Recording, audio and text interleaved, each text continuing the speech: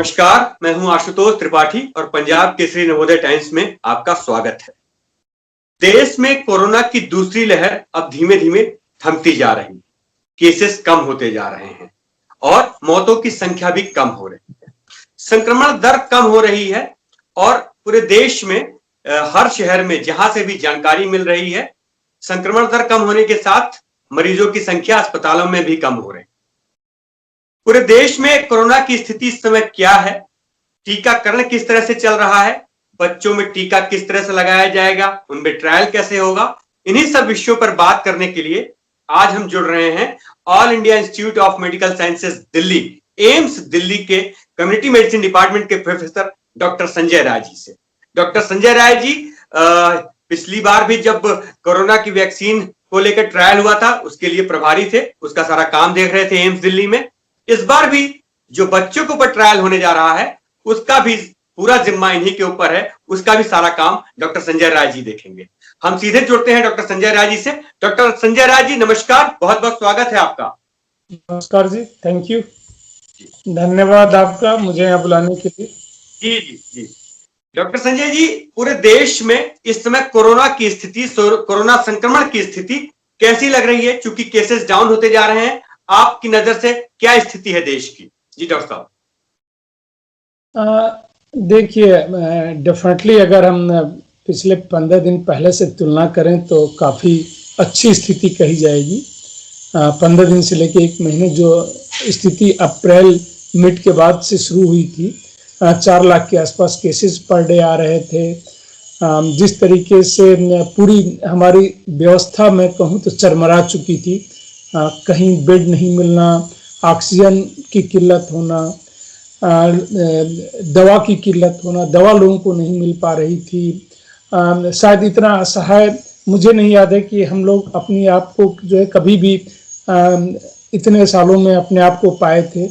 तो एक बहुत ही विकट स्थिति, हिंदुस्तान जो एक बड़े ही विकट परिस्थितियों से गुजर रहा था। अगर उससे आज कंपेयर करें तो डेफिनेटली काफ़ी राहत की बात है। 50% केसेस पहले से कम हुए हैं जो रिपोर्ट हो रहे हैं।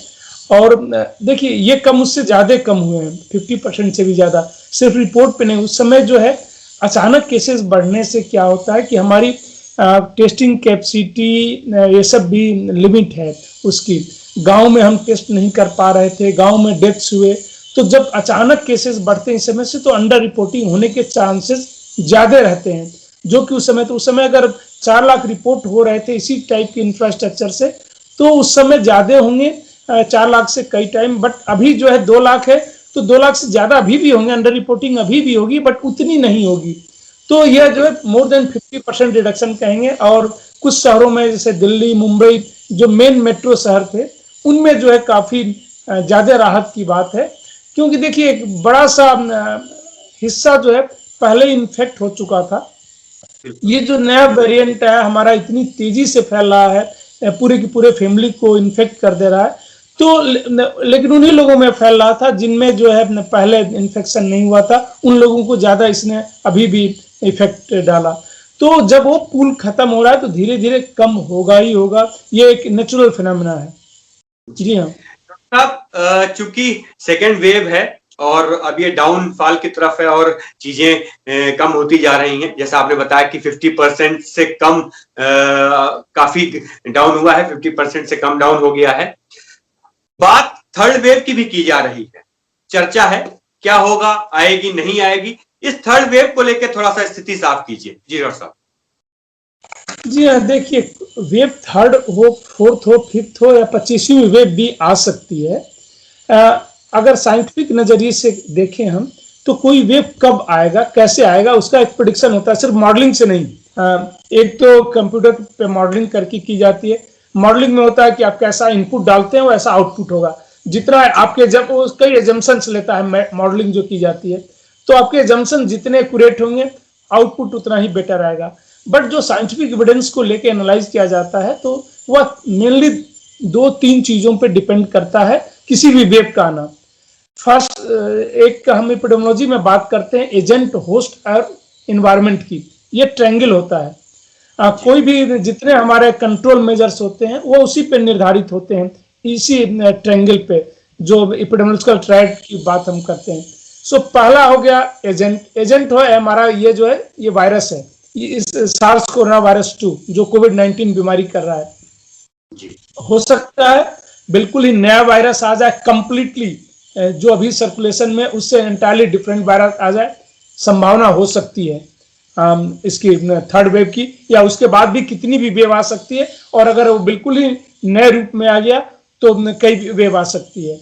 एक दूसरा जो होस्ट के बारे में बात कर लूं, होस्ट मीन्स ह्यूमन बीइंग। यहाँ पे सार्स कोरोना वायरस 2 के लिए होस्ट ह्यूमन बीइंग हो गए, आदमी हो गए। क्या ससेप्टेबल पॉपुलेशन कितना है बचा हुआ, मतलब जिनको इन्फेक्शन हो सकता है।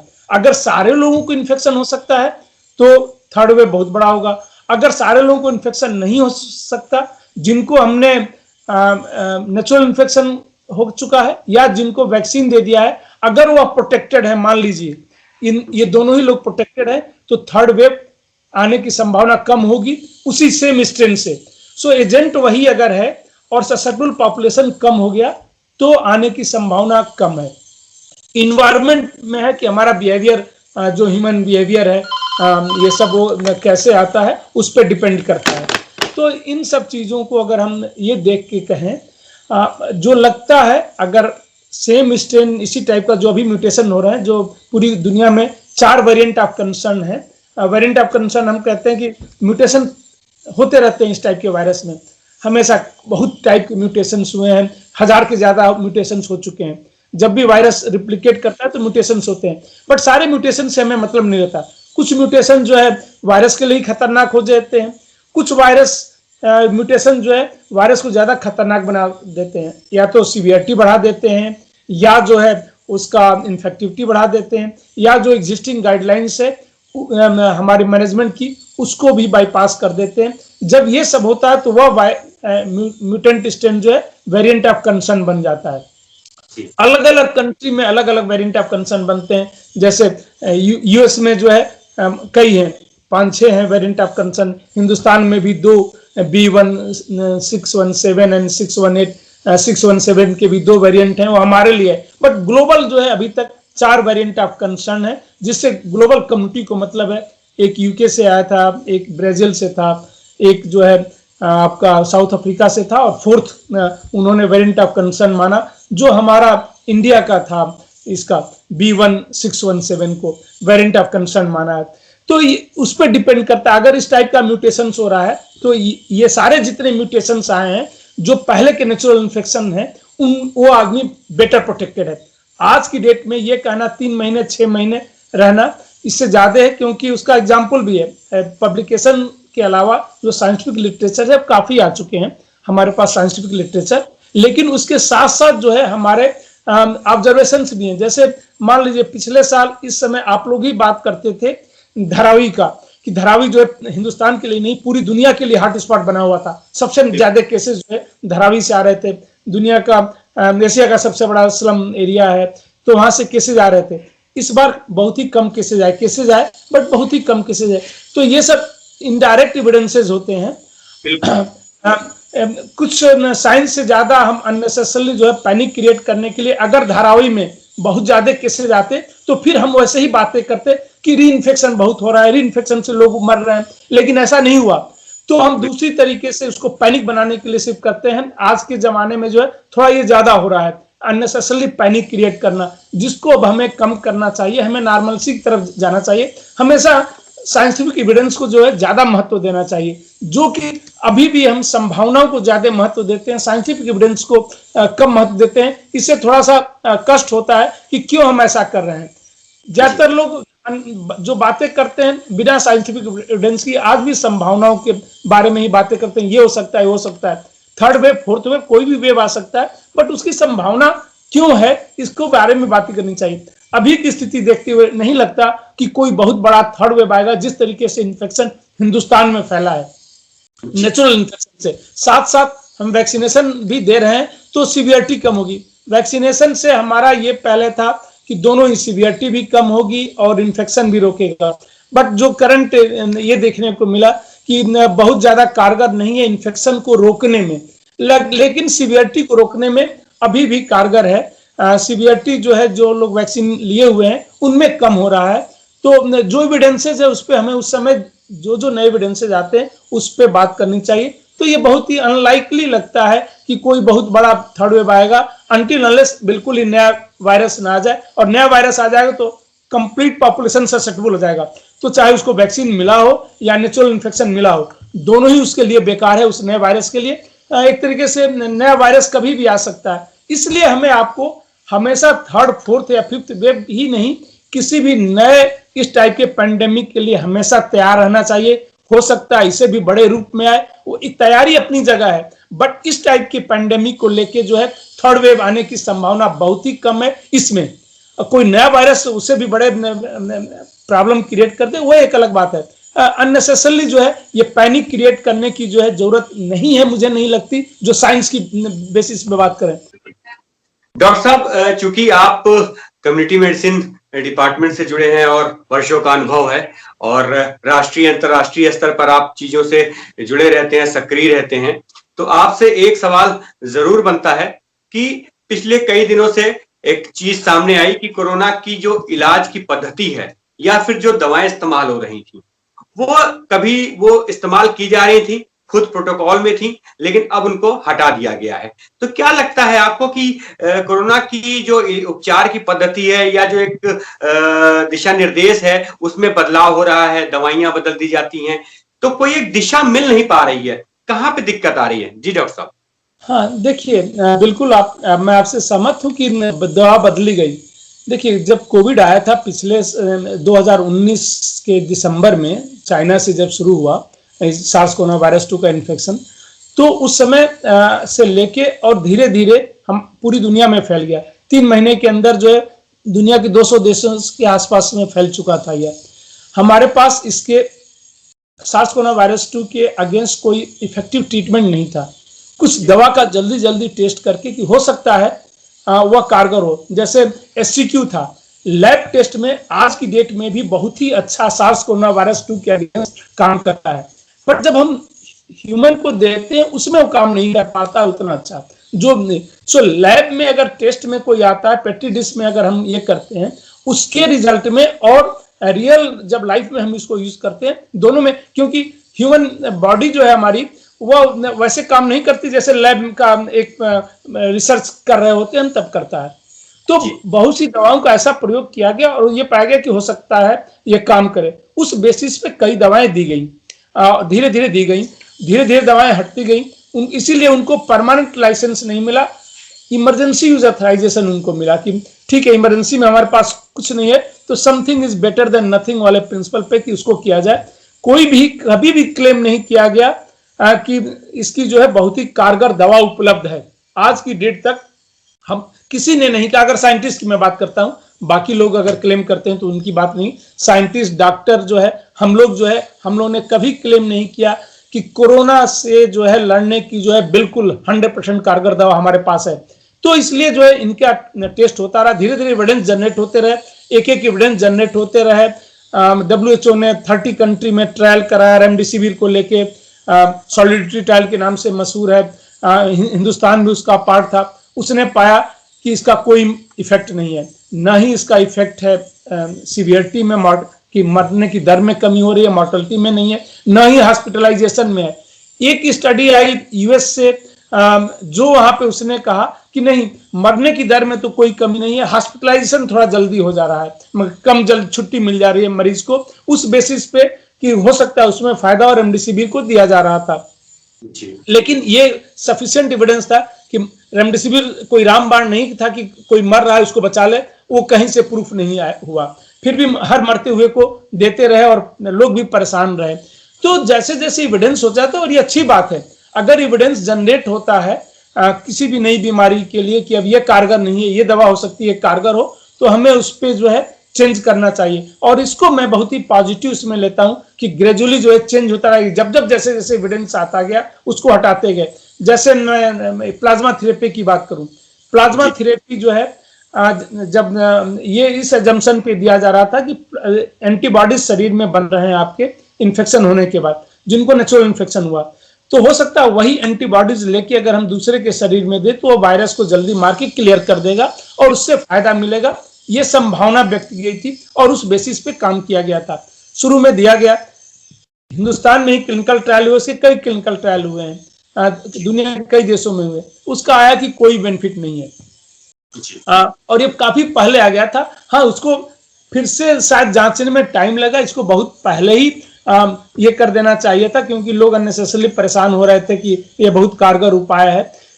तो उसको जो है फिर फाइनली जो है ये कहा गया कि नहीं, ये कारगर नहीं। तो कोई भी ट्रीटमेंट जो है अगर इफेक्टिव नहीं है सिर्फ कहने से, चाहे वो ट्रीटमेंट हो, वैक्सीन हो, नेचुरल इन्फेक्शन हो, जैसे आज की डेट में हम ये मानते हैं कि नेचुरल इन्फेक्शन बेटर काम कर रहा है, कल हो सकता है एविडेंस ये आ जाए कि नहीं, नेचुरल इन्फेक्शन जो है 6 महीने, साल भर या 2 साल तक ही था, अभी तक तो 1 साल से ऊपर लग रहा है कि होगा। लेकिन अगर ऐसा आ गया तो, या कोई बिल्कुल न्यू वेरिएंट आ गया जो नेचुरल इन्फेक्शन होने के तुरंत बाद भी न्यू वेरिएंट से इन्फेक्शन हो जा रहा है, वैक्सीन से इन्फेक्शन आ जा रहा है, तो उस वैक्सीन को बंद करना पड़ेगा। हमें अपनी गाइडलाइन जो नेचुरल इन्फेक्शन को लेके उसको चेंज करनी पड़ेगी।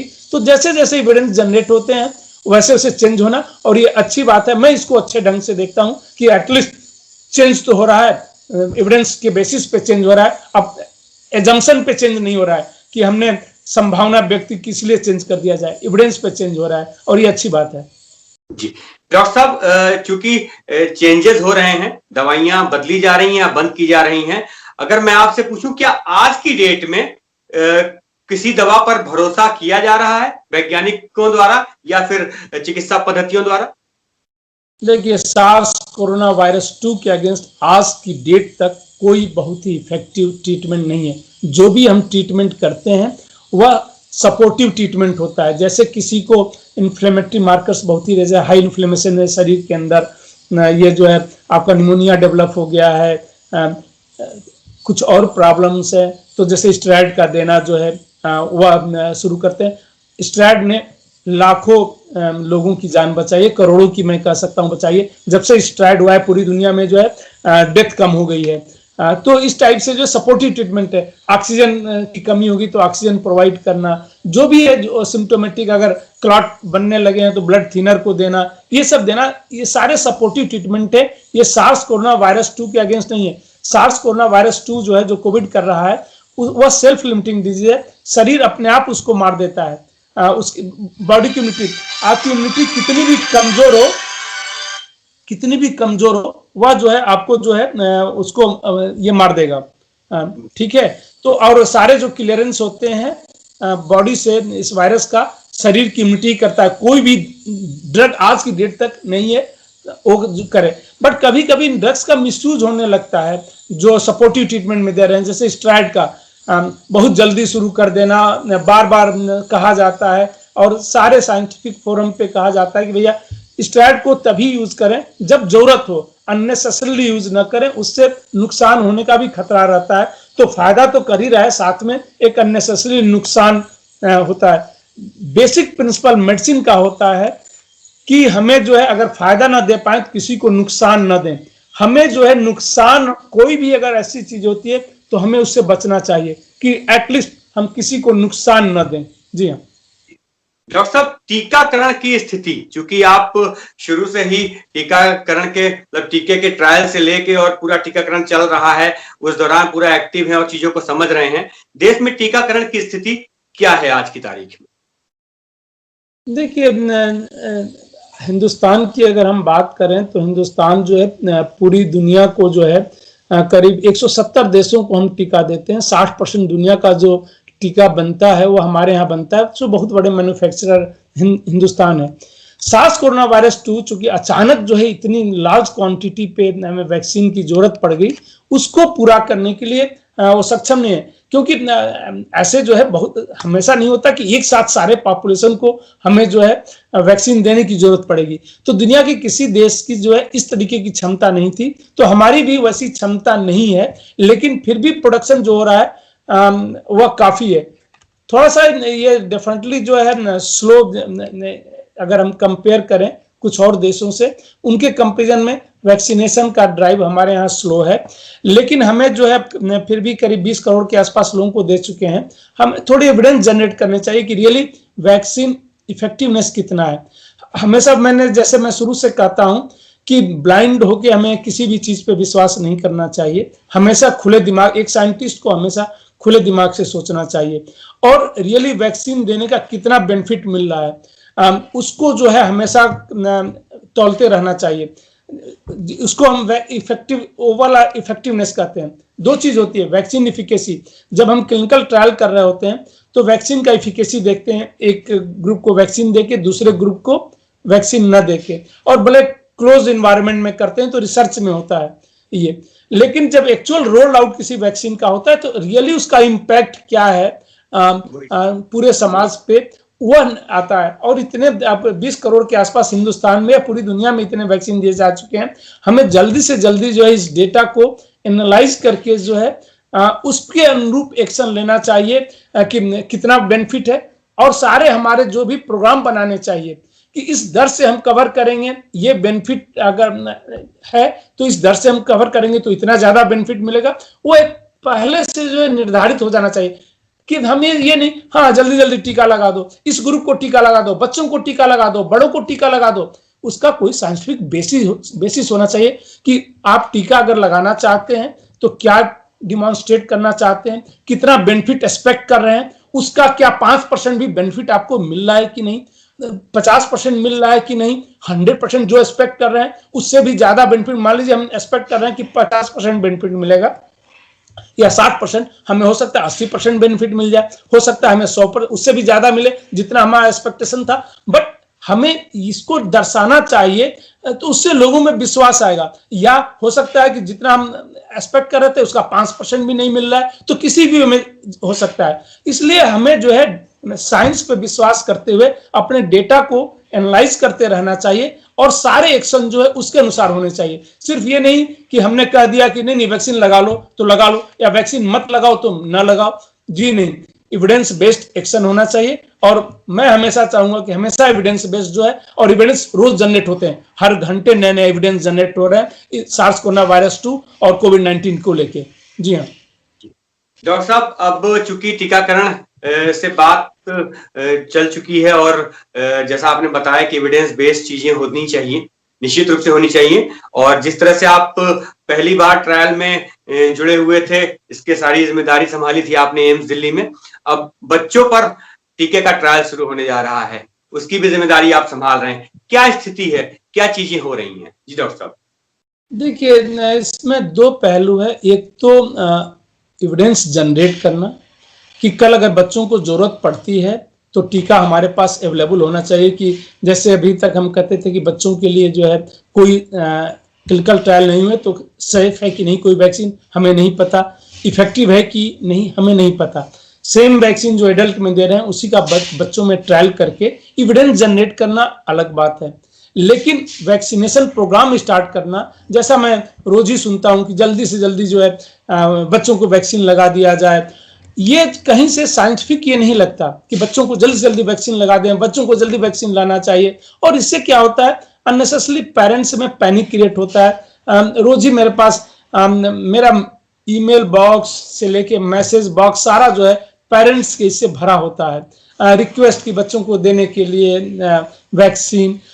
देखिए, मैं बताना चाहूँ इसका भी हमेशा हमें साइंटिफिक बेसिस होना चाहिए किसी भी एक्शन का। कोई टीका, कोई दवा लेना, कोई टीका लेना, किसी बीमारी के अगेंस्ट लेना जो है साइंटिफिक बेसिस। क्या वैक्सीन इन्फेक्शन रोकेगा? क्या ऑलरेडी बच्चे इन्फेक्टेड नहीं है?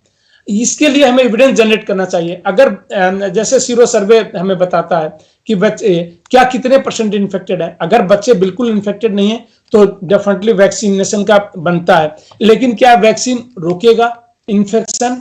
ये हमें पहले से बताना चाहिए कि वैक्सीन देने के बाद इतने % इन्फेक्शन की रोकने की संभावना है। दूसरा, सीवियरिटी को रोकने की इतनी संभावना है। जो हमारा अभी तक का ऑब्जर्वेशन है, इसमें अभी और एविडेंस जनरेट करने की जरूरत है। बट प्राइमा फेसी मैं कह सकता हूं कि इन्फेक्शन को रोकने में जो है उतना कारगर नहीं है। हाँ, सीवियरिटी को रोकने में कारगर है। बच्चों में अभी तक ये डिजीज माइल्ड है। जो दुनिया में 16-17 करोड़ हो चुके हैं, लार्जली माइल्ड है। एक्सेप्शनल छोड़ दिया जाए तो बच्चों में माइल्ड है। तो अगर सीवियरिटी, ये स्ट्रेन जो सर्कुलेटिंग स्ट्रेन है वह सीवियरिटी नहीं कर रहे हैं, तो पेरेंट्स को इतना पैनिक नहीं होना चाहिए कि वह जो है उनके बच्चों में कारगर होगा। और अगर कोई नया स्ट्रेन आ गया जो बिल्कुल डिफरेंट है, जो उनके बच्चों को नेचुरल इन्फेक्शन हुआ है उसको भी बाईपास कर दे रहा है, और तो वह वैक्सीन को भी बाईपास कर देगा। उस समय नई वैक्सीन देनी पड़ेगी, और हर 2-2 महीने पे वैक्सीन नहीं लगाई जा सकती है, नहीं कैपेसिटी है हमारी लगाने की, नहीं किसी भी देश की। तो इसलिए इस समय इंतजार करना चाहिए कि बच्चों में, और हमें उसको मॉनिटर करते रहना चाहिए कि कौन सा सर्कुलेशन में क्या बच्चों के लिए खतरनाक हो रहा है, और खतरनाक हो रहा है तो हम कैसे उसको रोक सकते हैं।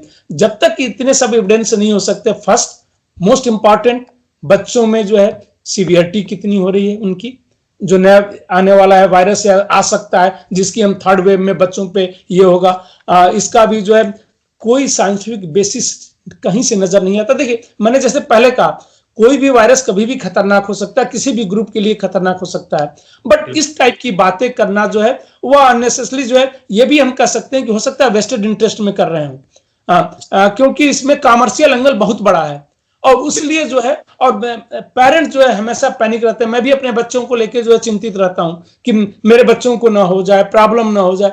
चूंकि हम थोड़ी डॉक्टर भी हैं, रिसर्च भी करते हैं, तो हो सकता है थोड़ी सी मेरे अंदर पैनिक कम हो बाकी लोगों से, बट अपने बच्चों को लेके हर कोई चिंतित रहता है।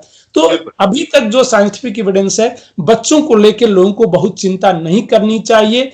इस टाइप के एविडेंस जब तक जनरेट ना हो जाए कि हाँ रियली फायदा है, आप डिमॉन्स्ट्रेट कीजिए। और कभी भी वैक्सीनेशन देने से पहले यह जरूर कहना चाहिए कि इतना % फायदा होगा, कि 5% या 80% इस चीज में इन्फेक्शन रोक सकता है ये, या जो है आपका सीवियरिटी रोक सकता है, ये हमें जरूर बताना चाहिए कुछ भी। और उसके लिए हमेशा जो एविडेंस जनरेट करना चाहिए, और एविडेंस बेस्ड जो है हमें एक्शन लेना चाहिए। जी हाँ। एक डॉक्टर साहब, जिस तरीके से बात की जा रही है कि परीक्षाएं होने वाली हैं, परीक्षाओं से पहले बच्चों को टीका लगा दिया जाए, क्लास 12 की ही बात की जा रही है, बच्चे उस समय थोड़े से मतलब 18 से ऊपर हो जाते हैं, तो निश्चित रूप से 18+ के बच्चों की बात की जा रही है। लेकिन क्या 18 वर्ष की आयु से नीचे के बच्चों पर अगर बात की जाए तो आपके हिसाब से बहुत घबराने की जरूरत नहीं है, चूंकि उनके ऊपर माइल्ड असर ही देखा गया है बड़े लेवल पर, तो टीके के लिए कोई इतना अभी मतलब लोगों को परेशान होने की जरूरत नहीं है। लेकिन फिर भी चूंकि प्रक्रिया चल रही है ट्रायल की, तो क्या लगता है कि बच्चों में टीका लगाने की स्थिति या वह समय कब तक आ सकता है जब बच्चों में टीका लगाया जाए सारी चीजों के साथ, ट्रायल के सारे प्रोसेस पूरे करने के साथ? जी डॉक्टर साहब। ये नॉर्मलसी को पाने के लिए हमें कुछ ना कुछ तो करना पड़ेगा। इसीलिए मैंने कहा कि एविडेंस जनरेट कर, क्या बच्चों को इन्फेक्शन नहीं हुआ, अगर इन्फेक्शन हो गया है तो वो बेटर प्रोटेक्टेड है किसी भी टीके की, फिर उनको टीका की जरूरत नहीं है। ये मेरे समझ में नहीं आता किस हिसाब से कि बच्चों को लगा के हम बचा लेंगे। अगर बच्चों को लगा के इन्फेक्शन नहीं बचा पा रहे हैं तो क्या बचाना चाहेंगे हम? सीवियरिटी बचाना चाहेंगे। सीवियरिटी अगर बच्चों में हो रही है तो उसका एविडेंस तो देना चाहिए कि बच्चों में सीवियरिटी हो रही है। बच्चों में आज की डेट तक जो है सीवियरिटी नहीं है, और लेकिन बच्चों में लकली जो है माइल्ड समस्या है। जहां तक एग्जाम उसको लेकर टालने की बात जो है, यह जो है किसी साइंस के समझ में नहीं आता मेरे, कि उसको जो है कोई मुद्दा बनाना चाहिए एग्जाम में। बच्चों के भविष्य के साथ खिलवाड़ नहीं करना चाहिए। और जो लोग ये बातें करते हैं कि बच्चों को टीका लगा के, और इसका क्या बेसिस है, टीका लगाने से हमें सोचना तो चाहिए क्या एडिशनल बेनिफिट मिलने वाला है। क्या इन बच्चों को इन्फेक्शन नहीं हुआ है? इन्फेक्शन अगर नहीं हुआ है तो शायद टीका लगाने से सीवियरिटी नहीं होगी, इन्फेक्शन फिर भी उनको होगा, वो नहीं। तो हमें एविडेंस जनरेट कर लेना चाहिए, और अगर हो चुका है तो हमें नॉर्मलसी की तरफ बढ़ के जल्दी से जल्दी नॉर्मलसी की तरफ बढ़ना चाहिए। इसीलिए जो बेस्ट वे इसका शायद हो सकता है, पूरी कंट्री में डिस्ट्रिक्ट वाइज सीरो सर्वे बहुत मुश्किल काम नहीं है, वो किया जा सकता है। वैक्सीन का कवरेज का हम करते रहते हैं, 30 क्लस्टर सैंपलिंग करते रहते हैं, बच्चों की जो वैक्सीन लगते हैं कि कितना कवरेज है पूरी कंट्री में, वो करते रहते हैं। वैसे ही जो है सीरो सर्वे कर लें, साइंटिफिक मेथड है उससे कर लें, और अगर कहीं भी 70% या उससे ज्यादा जिस डिस्ट्रिक्ट में, वहां पे इन सब की बातें हमें नहीं करनी चाहिए। हमें जो है वहां नॉर्मलसी की तरफ बढ़ जाना चाहिए। और फोकस हमें करना चाहिए जहां कम है, जहां अभी बहुत से डिस्ट्रिक्ट हो गए जहां 10 या 20% है, वैक्सीनेशन से लेके सारा कुछ हमें वहां फोकस कर देना चाहिए। उससे जो है हम शायद इस पे जल्दी विजय पा लेंगे। एक ब्लैंकेट सा कि सबको लगा दो, सबकी जरूरत हो, शायद जो है वह जिनको लगाने की जरूरत है, जिनको हम बचा सकते हैं उनको नहीं बचा पाते हैं, और जिनको नहीं जरूरत है उनको अननेसेसरली देके वेस्ट होने से बच जाएंगे। तो थोड़ा सा जो है जो भी एविडेंसेस जनरेट होते हैं उनका जो है ऑप्टिमम यूज होना चाहिए, ऑप्टिमम यूज होना चाहिए, मैं यही कहूंगा। जी हाँ जी डॉक्टर साहब, जिस तरीके के आपके सुझाव हैं निश्चित रूप से बहुत साइंटिफिक हैं और प्रैक्टिकल हैं, उनके आधार पर काम करना चाहिए, चाहे वो कोई भी सरकार हो, किसी भी राज्य की सरकार हो, देश की सरकार हो, उस प्रोसेस को फॉलो करते हुए वैज्ञानिक तथ्यों को समझते हुए ही काम करना चाहिए। खास करके जो आपने बात कही कि उस ग्रुप पे ध्यान देना चाहिए जो अभी छूटा हुआ है, उनको अगर हम दे पाएंगे, उन पर ध्यान दे पाएंगे तो चीजों को नॉर्मलसी की तरफ हम ले जा पाएंगे। और जो एक बड़ी बात आपने कही कि माता पिता जो बच्चों को लेके परेशान हैं वो इतने परेशान न हो, टीके जब भी लगने शुरू होंगे पूरी एविडेंस के साथ, जब प्रमाण आ जाएगा कि किस तरीके से क्या फायदा और नुकसान हो रहा है, उसको जानने के बाद टीकाकरण बच्चों में शुरू होगा। लेकिन उसके पहले इतना घबराने की, परेशान होने की जरूरत नहीं है, क्योंकि बच्चों में ज्यादातर माइल्ड ही चीजें होती हैं। कोरोना अगर इन्फेक्शन होता भी है तो माइल्ड है, और नेचुरल इन्फेक्शन अगर हो गया है तो टीके की वैसे भी जरूरत नहीं है, जैसा कि आपने बताया।